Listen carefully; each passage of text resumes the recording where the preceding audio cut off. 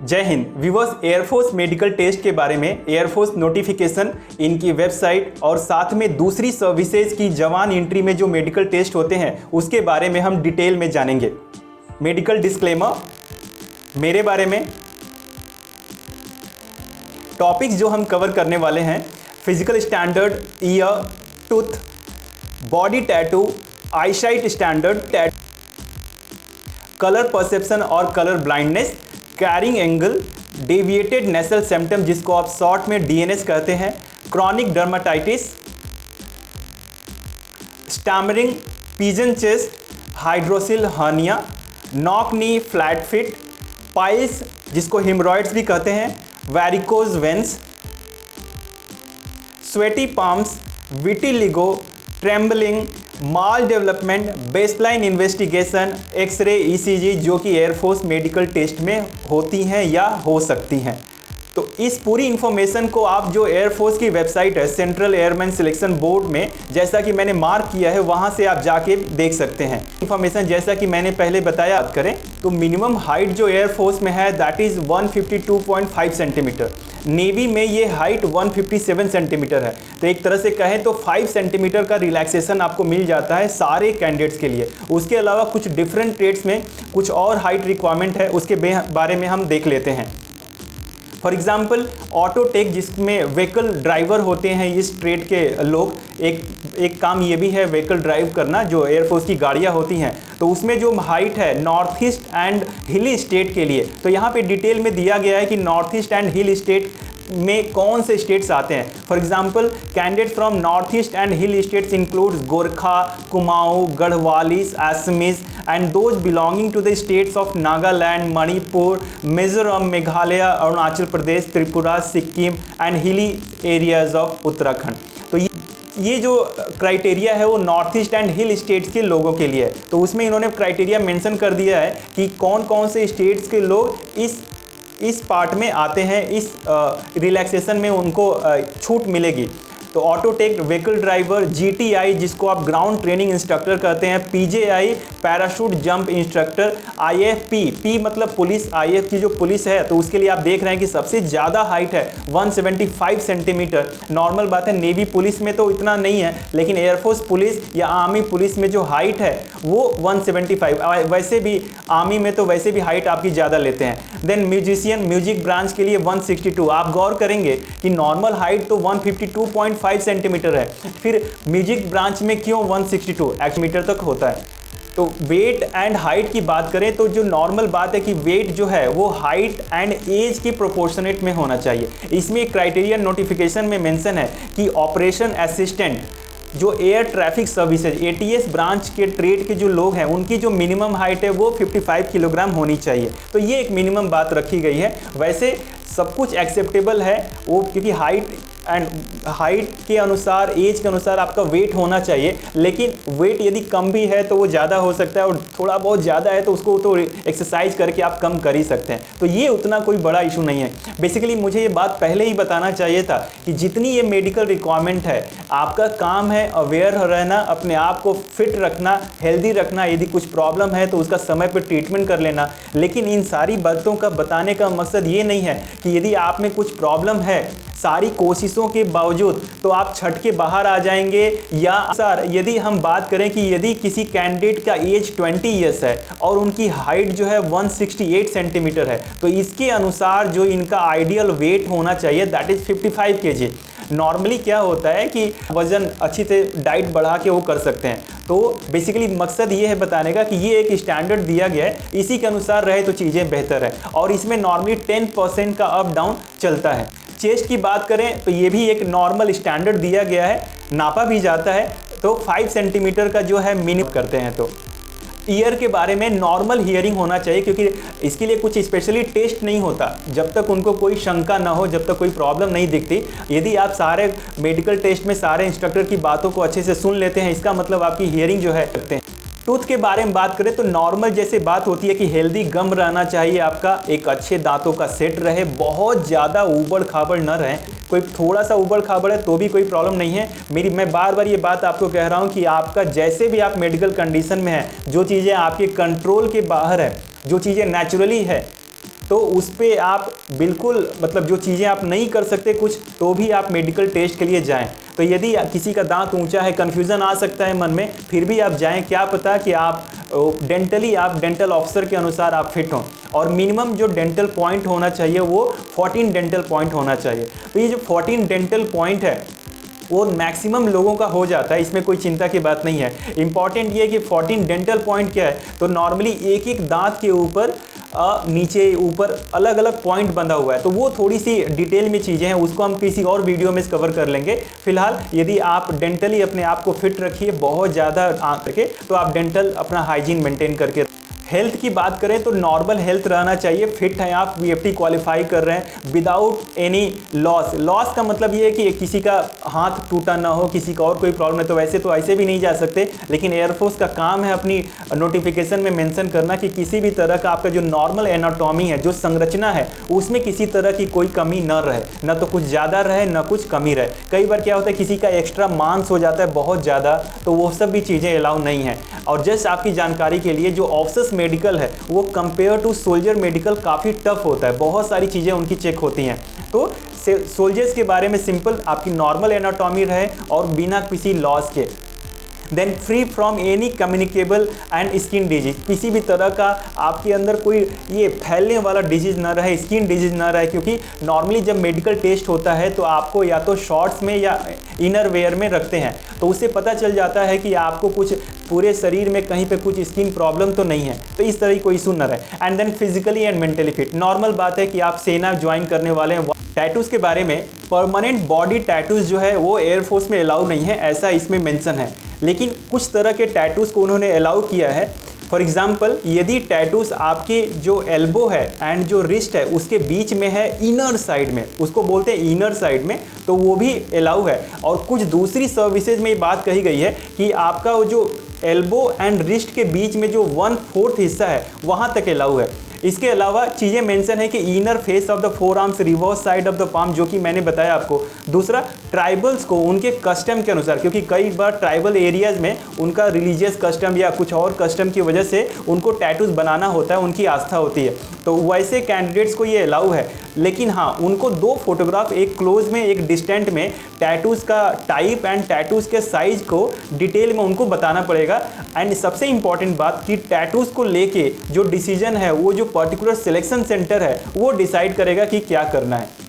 अब हम बात करते हैं विज़न रिक्वायरमेंट के ऊपर। तो विज़न रिक्वायरमेंट के ऊपर मैं आपको बता दूं कि नेवी की जो सेलर्स एंट्री है और एयरफोर्स की जो एयरमैन एंट्री है, उसमें एयरफोर्स की एयरमैन एंट्री में आपको विज़न में भी काफ़ी रिलैक्सेशन मिल जाता है। आइए देखते हैं। तो यहाँ पे workshop fitter, mechanical workshop fitter, Smith, ये सब डिफरेंट ट्रेड हैं। इन सब ट्रेड में आपको 6/12 ईच आई तक चल सकता है एंड करेक्टेबल अप टू 6/6। करेक्टेबल 6/6 का मतलब है कि आप चश्मा या किसी और विजुअल एड के साथ आप 6/6 होने चाहिए। मतलब 6/12 तक आपका बिना किसी चश्मे का, बिना किसी एड का, और विद चश्मा या विद किसी एड के साथ आप 6/6। बल्कि आप ध्यान देंगे कि यही चीज़ नेवी में जो है वो 6/9 है, बिना किसी विजुअल एड के। Even SSR, AA and MR तीनों एंट्रीज में 6/9 है। एंड विथ जो आपकी जो ग्लास है वो 6/6 है। लेकिन एयरफोर्स में आपको मैक्सिमम ब्रांचेज में ये 6/12 तक, यहाँ पे जो अभी देख रहे हैं आप, वो 6/12 तक अलाउ है एंड विद 8 6/6। इसके अलावा कुछ चीज़ें और दी गई हैं, hypermetropia, myopia, including so on so astigmatism. ये सारी चीज़ों को अभी हम देखते हैं। तो सबसे पहली बात कि करेक्टेड विजन क्या है और अनकरेक्टेड विजन क्या है। तो करेक्टेड विजन का मतलब यह है कि आप कोई भी विजुअल एड की सहायता से किसी चीज़ को आप क्लियरली देख लेते हैं, तो उसको बोलेंगे करेक्टेड विजन। और अनकरेक्टेड विजन का मतलब है कि बिना किसी चश्मे के, बिना किसी के आप नेचुरली कितना देख पाते हैं, उसको बोलते हैं अनकरेक्टेड विजन।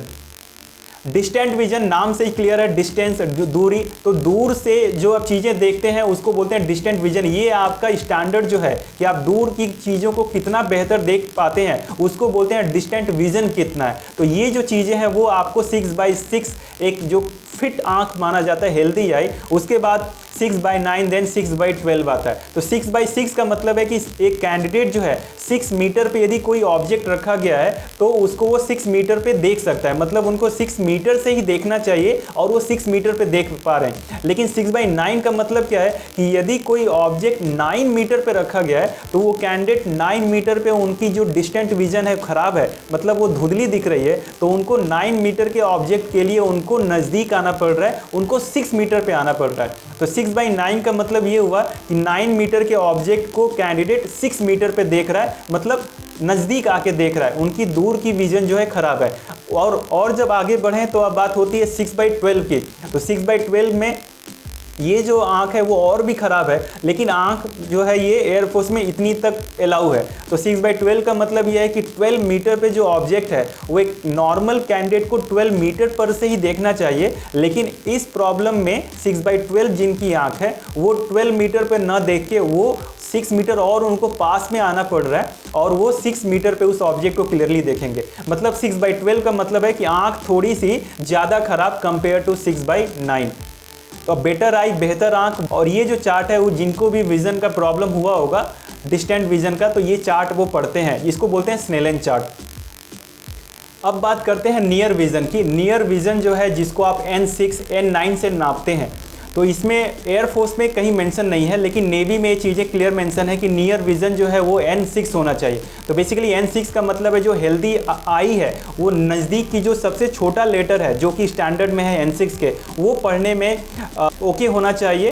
एंड यदि कुछ प्रॉब्लम है तब जाके वो N9 होता है। तो ये नेवी में N6 है, मुझे लग रहा है एयरफोर्स में भी वो N6 ही होगा, क्योंकि नॉर्मली इस एज में नियर वाली प्रॉब्लम होती नहीं है। तो N6 का मतलब होता है जो सबसे छोटा फ़ॉन्ट है वो आप पढ़ लें, और N9 का मतलब होता है कि उससे बड़ा वाला जो फ़ॉन्ट है वो पढ़ पा रहे हैं। तो मतलब N9 जिनकी विज़न है उनको आई साइट में प्रॉब्लम है। रिफ्रैक्टिव एरर के बारे में बात करते हैं, क्योंकि ये चीज़ें हमें आज जो उसमें विजन स्टैंडर्ड दिया गया है, कई तरह के जो पार हैं चश्मे के, एस्टिग्मेटिज्म, उस सब चीज़ों को समझने में बेहतर होगा। तो रिफ्रैक्टिव एरर क्या, ये एक तरह की प्रॉब्लम है जिसकी वजह से चीज़ें हमें क्लियर नहीं दिखती हैं, और ये इसलिए होता है क्योंकि हमारी जो आई की जो शेप है वो हमें लाइट को फोकस करने में प्रॉब्लम क्रिएट करती है, जिसकी वजह से इमेज जो है क्लियर नहीं बनती। अब बात करते हैं मायोपिया की। तो मायोपिया एक ऐसी समस्या है जिसमें आपको दूर की चीज़ें धुंधली दिखती हैं और नज़दीक की चीज़ें क्लियर दिखती हैं, जो कि मायोपिया का स्टैंडर्ड इन्होंने मेंशन किया हुआ है। हाइपरमेट्रोपिया ठीक इसका उल्टा, मतलब आपको दूर की चीज़ें क्लियर दिख रही हैं और नज़दीक की चीज़ें धुंधली दिख रही हैं। एस्टिग्मेटिज्म, एस्टिग्मेटिज्म का मतलब होता है कि आपको जो छवि है, जो इमेज है वो विकृत दिख रही है, मतलब आपको अजीब तरह से बनता हुआ दिखाई देगा इसमें।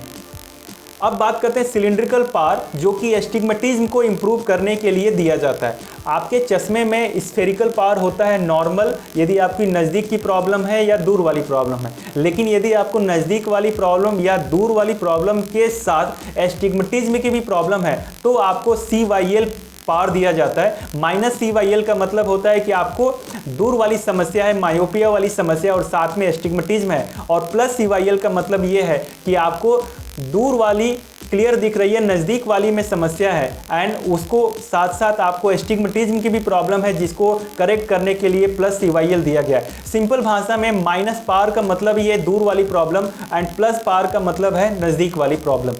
डिफरेंस क्या है स्फेरिकल सिलिंड्रिकल? तो जैसा कि मैंने बताया कि स्फेरिकल पावर आपको मायोपिया या हाइपरमेट्रोपिया को करेक्ट करने के लिए दिया जाता है, और जो सिलिंड्रिकल पावर है वो एस्टिग्मेटिज्म को इम्प्रूव करने के लिए, करेक्ट करने के लिए दिया जाता है।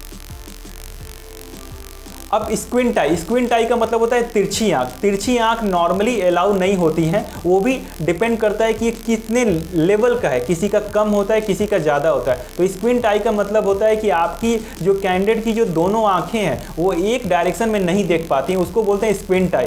तो यहाँ पे ये कंडीशन होता है।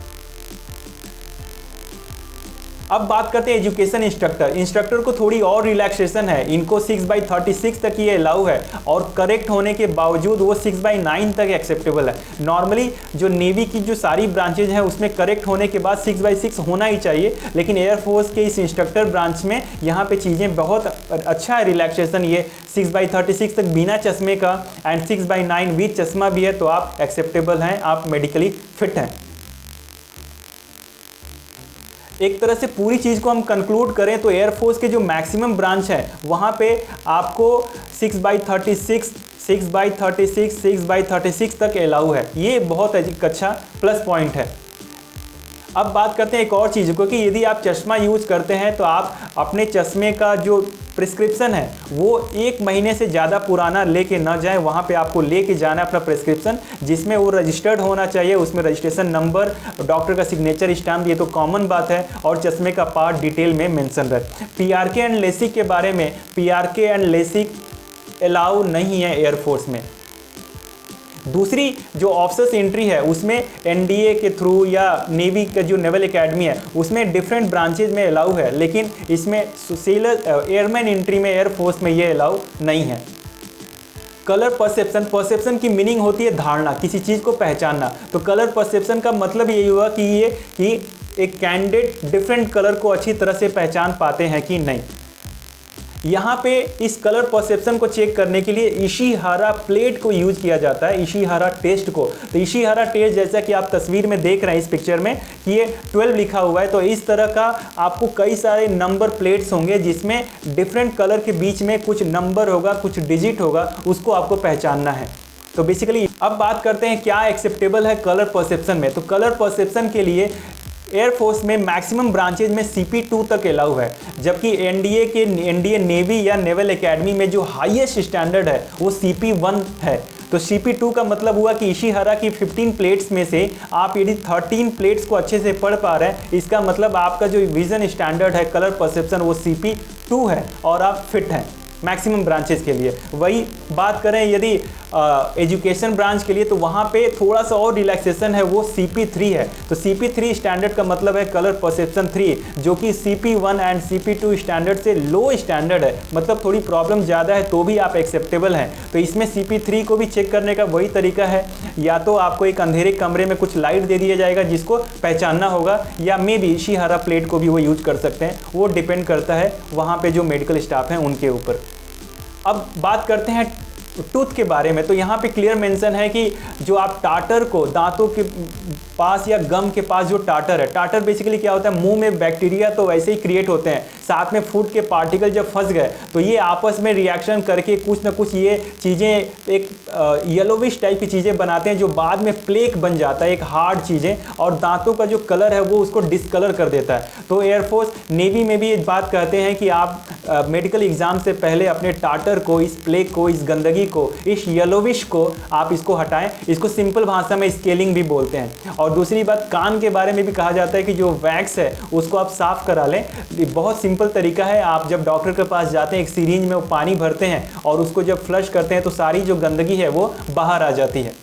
ईयर डिस्चार्ज, कानों से किसी तरह का कोई डिस्चार्ज, पस वस उस तरह की प्रॉब्लम नहीं होनी चाहिए। वैसे तो आपके कान में कोई इंस्ट्रूमेंट डाल के वो चेक नहीं करते, लेकिन आपकी जो हियरिंग नॉर्मल है तो उम्मीद किया जाता है कि आप मेडिकली फिट हैं जब तक कुछ उनको और कुछ शंका नहीं होती है। कैरिंग एंगल के बारे में ये एक इंपॉर्टेंट पॉइंट है। यहाँ पे मेरे पिछले ट्रेनिंग चल रही है, उसमें से एक कैंडिडेट चिल्का से एंड विशाखापट्टनम से रिव्यू के बाद भी वापस आ गए। तो इनको कैरिंग एंगल बेसिकली आपकी जो हाथ होता है वो टेढ़ा होता है। और आपकी जानकारी के लिए जो खान जीएस रिसर्च सेंटर जो कि पटना का जो इंस्टीट्यूट है और यूट्यूब पे बहुत सारे वीडियो बनाते हैं, उनके जो डायरेक्टर मिस्टर खान है उन्होंने भी एक वीडियो में बताया कि उनको भी कैरिंग एंगल, हाथ टेढ़ा होने का प्रॉब्लम था जिसकी वजह से वो डिफेंस ज्वाइन नहीं कर पाए। तो कैरिंग एंगल बेसिकली ये जो एक्सेप्टेबल है वो अप टू 15 डिग्री तक एक्सेप्टेबल है। ये चीज़ें जन्म से हो सकती हैं या आपका चोट लग सकता है उसकी वजह से। तो इस कैंडिडेट का 19 डिग्री था और 15 डिग्री तक ही अलाउ है, 15 डिग्री से ज़्यादा है तो अनफिट है। आपका जो भी डिग्री हो,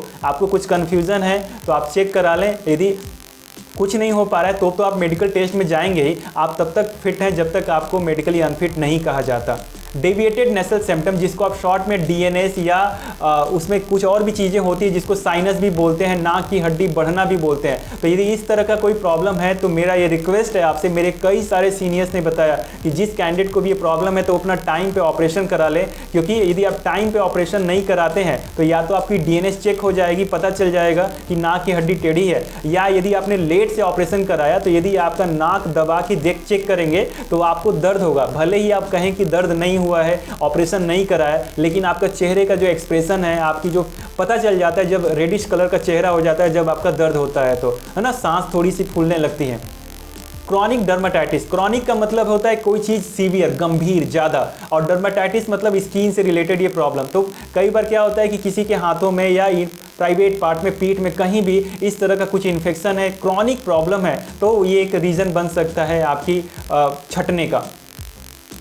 स्टैमरिंग, स्टैमरिंग का मतलब होता है हकलाना। तो नॉर्मल आप बात कर रहे हैं वहाँ पे इंस्ट्रक्टर से, सारी चीज़ें हो रही, मेडिकल टेस्ट हो रहा है, पीएफटी हो रहा है, मेडिकल टेस्ट में आप सब कुछ ओके है, तो स्टैमरिंग की प्रॉब्लम कुछ नहीं है। थोड़ा बहुत तेज बोलने पे तो कोई भी हकला सकता है, उसमें कुछ इशू नहीं है, बट नॉर्मली स्टैमरिंग अलाउ नहीं है यदि ज़्यादा प्रॉब्लम है तो। इसके अलावा पिजन चेस्ट, पिजन चेस्ट में कई बार क्या होता है, चेस्ट में आपकी थोड़ी सी हड्डी निकली रहती है, ये जैसा कि आप देख रहे हैं पिजन की तरह ये एक मांस का टुकड़ा आगे रहेगा, किसी का कम किसी का ज़्यादा। तो इस तरह का जो डिफॉर्मेशन है वो नॉर्मली एक्सेप्टेबल नहीं होता है। वो चेक कर करेंगे जब आप मेडिकल टेस्ट में रहेंगे तो आपको पता चल जाए। हाइड्रोसिल हॉर्निया जो कि अपने प्राइवेट पार्ट से रिलेटेड ये डिजीज़ है, तो इसमें क्या होता है कि आपके सबसे नॉर्मल एक साइज होता है, यदि उस साइज से बड़ा है तो आपको चलने दौड़ने, और जब आपको पकड़ के वो दबाते हैं, चेक करते हैं, खांसने के लिए बोलेंगे तो उस समय आपको पेन महसूस होगा। तो इस तरह की चीज़ें अलाउ नहीं है, क्योंकि ये ट्रेनिंग में आपको हैम्पर कर सकती हैं। यदि कुछ प्रॉब्लम है तो आप डॉक्टर से मिलके जो सूटेबल रेमेडी है प्लीज़ उसको कीजिए। नौकनी जो है वो आपके पैरों के बैलेंस, खड़े होने, चलने, दौड़ने से संबंधित है। तो नौकनी में क्या होता है, जब आप ये इस हिस्से को बोलते हैं फिट, जब आप फिट को सटाते हैं तो आपका नी में थोड़ा सा गैप होना चाहिए ताकि एक स्केल चला जाए। ये आपकी फिट को सटा के उसमें एक स्केल डाला जाता है ताकि एक गैप है कि नहीं। ये चीज़ें इसलिए मैंने सुना है कि इसलिए चेक करते हैं ताकि आपकी रनिंग में प्रॉब्लम हो सकती है यदि दोनों आपके नी सट रहे तो। और जिनको नौकनी है उनको प्रॉब्लम क्या होता है कि ये जो आपने फिट सटाया, तो पहली बात कि ये फिट सटेगा नहीं और आपका नी देखिए इस शेप में आ जाएगा। तो आप देख रहे हैं कि इस तरह का जो स्ट्रक्चर है वो ऐसे ही खड़े होने, चलने, दौड़ने में काफ़ी प्रॉब्लम होगा। तो इस वजह से ये चीज़ें, इनफैक्ट सिंपल भाषा में बोलें तो ये पैर टेढ़ा है जिसको आप बोल सकते हैं। इसके अलावा फ्लैट फिट, नॉर्मली जो एक हेल्दी पर्सनैलिटी है उनका जो फिट होता है वो इस तरह का कर्व होता है, लेकिन जिनको फ्लैट फिट की प्रॉब्लम है वो ऐसे एकदम प्लेन रहता है जैसा कि ये तस्वीर में मेंशन है। तो ये चीज़ें भी अलाउ नहीं है। वो कैसे देखते हैं, आपको बोला जाएगा अपनी फिट उठाने के लिए, यदि कर्व है तो ओके है, यदि कर्व नहीं है तो फिर वो डिसाइड करते हैं कि क्या स्टैंडर्ड है, कितना तक एक्सेप्टेबल है। अब बात करते हैं स्वोलन वेन्स, या आप इसको पाइल्स या हिमरॉइड्स भी बोलते हैं, जिसमें बेसिकली आप बवासीर सिंपल भाषा में बोले। इसमें तो कई तरह की चीज़ें हैं, कई बार ब्लड आता है, कई बार खरोच आती है, कई बार उसमें आपके स्वेलिंग हो जाती है, मांस का टुकड़ा बाहर आ जाता है, तो वो आपको डॉक्टर ही बताएंगे। तो बेसिकली पाइल्स भी बहुत अच्छी तरह से चेक किया जाता है। यदि ये ज़्यादा गैस वैस की समस्या या आपका जो हेल्दी डाइट नहीं लेते आप, तो उन सब चीज़ों से भी हो सकता है, ज़्यादा तेल मसाला खाना एंड ऑल। तो यदि किसी को ये समस्या है तो टाइम पे इसका ऑपरेशन करा के डॉक्टर से आप बोलें कि आप मेडिकल एग्जाम में जाने वाले हैं, आपका डिफेंस का मेडिकल है, क्योंकि वो जैसे इस पोजीशन में दिया गया है आपको नीचे झुकने को बोला जाता है और खुद ही अपने हाथों से ही आपको अपने जो एनस को दिखाने को बोला जाता है, खांसने के लिए बोला जाता है, ताकि कुछ ब्लीडिंग होना है तो आपको वो बाहर आ जाएगा, कुछ खरोंच होगा तो पता चलेगा। इनफैक्ट टॉर्च जला के भी देखते हैं कि कुछ बड़ी प्रॉब्लम तो नहीं है, क्योंकि होता है कि इन सारी चीज़ों से, जो भी डिजीज़ यहाँ पे बताया जा रहा है उन सारी डिजीज़ से आपको ट्रेनिंग में प्रॉब्लम होगा। आप बार बार डॉक्टर के पास जाएंगे तो ट्रेनिंग आपकी डिस्टर्ब होगी। वेरिकोज वेन्स, वेरिकोज वेन्स का मतलब क्या होता है कि ट्विस्टेड इन लार्ज वेन्स आपके ये लेग में देखते हैं। नॉर्मली आपके सबका पैर में नॉर्मल नसें होती है, लेकिन किसी का घूमा हुआ, टेढ़ा, मोटा ज़्यादा यदि है तो इसको बोलते हैं वेरिकोज वेन्स। और ये जो प्रॉब्लम होता है due to increase pressure while standing and walking, ये ज़्यादा खड़े होने से या वॉकिंग करने से प्रेशर बढ़ने की वजह से ये वेरिकोज वेन्स की प्रॉब्लम होती है। अब बात करते हैं स्वेटी पाम्स। स्वेटी पाम्स मतलब आपने मुट्ठी बंद किया और कुछ ही देर में आपकी हाथों में, हथेलियों में पसीना आ गया, तो ये चीज़ें एक्सेप्टेबल नहीं। एक परमानेंट रीज़न है अनफिट होने का। क्या होता है कि जब आपने यदि पसीना आ गया तो आप पेन पकड़ें, राइफल पकड़ें, गन पकड़ें, कुछ और पकड़ें तो फिसलने का चांस रहता है। यही चीज़ें हैं कि ये परमानेंट रीज़न है स्वेटी पाम अनफिट होने का। विटिलिगो, जिसमें आप देख रहे हैं कि patches of skin losing their pigment, skin का कलर तो नेचुरल ऐसा है, लेकिन जिसको विटिलिगो की प्रॉब्लम है उनका क्या है कि ऐसा जो पिगमेंट है वो हट जाता है, वो डिसकलर हो जाता है। ट्रेम्बलिंग, कांपना, सिंपल सी बात है, एक हेल्दी गाय तो कांपेंगे नहीं। यदि जिनको ट्रेम्बलिंग की प्रॉब्लम है तो उनका हाथ जो है वो फैलाने को बोला जाएगा, सीधे स्ट्रेच करने के लिए, और यदि कांपेगा तो वो एक इशू हो सकता है, जिसको आप सिंपल भाषा में ट्रेम्बलिंग या शेकिंग बोलते हैं। माल डेवलपमेंट, यदि कोई फिट है तो इनको तो माल डेवलपमेंट की प्रॉब्लम होगी नहीं, तो ये चीज़ें मेंशन है इसलिए मैंने बताना उचित समझा कि माल डेवलपमेंट मतलब शरीर का समुचित विकास रहे, कुपोषण के शिकार न हो। एक इंपॉर्टेंट बात, consumption of narcotic drugs and psychotropic substance, जिसको आप एनडीपीएस बोलते हैं। तो बेसिकली बात ये है कि ये जो ड्रग्स हैं वो क्या होता है, वो आदमी अपनी परफॉर्मेंस को इंप्रूव करने के लिए या अपने मूड को चेंज करने के लिए ये सब यूज करता है, या किसी को तो लत भी लग जाती है। तो as per NDPS act, basically NDPS means narcotic drugs and psychotropic substance act 1985 के अकॉर्डिंग जो है ये एक परमानेंट रीज़न है नहीं सिलेक्ट होने का। यदि कोई कैंडिडेट या तो रखा हुआ या स्टोर किया हुआ या डिस्ट्रीब्यूट किया हुआ या यूज करता हुआ पाया गया आफ्टर इनरोलमेंट भी, तो उनको डिसिप्लिनरी एक्शन लिया जाएगा और इनफैक्ट इनको सर्विस से भी बाहर किया जा सकता है। सो थोड़ा सा अपनी आदतों पे आप कंट्रोल करें।